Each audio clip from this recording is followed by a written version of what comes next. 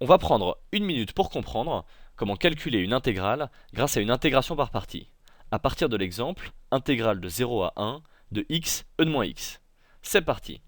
On doit déterminer une fonction à dériver et une fonction dont je prends la primitive. Et s'il y a une exponentielle, c'est toujours elle dont on prend une primitive.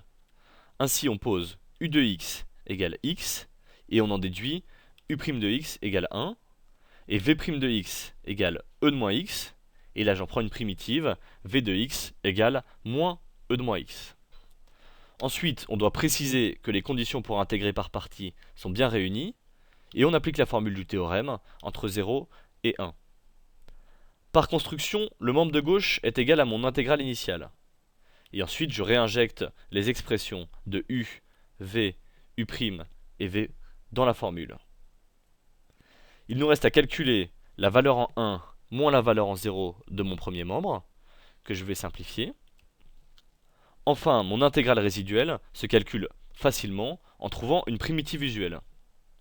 Donc je vais calculer la valeur en 1 moins la valeur en 0, et après simplification, j'obtiens ainsi 1 moins 2 sur e.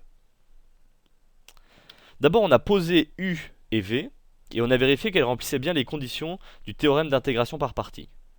Et en appliquant la formule, notre problème était quasiment résolu, puisqu'alors, on réussit à calculer tous les membres de l'expression grâce à une primitive usuelle.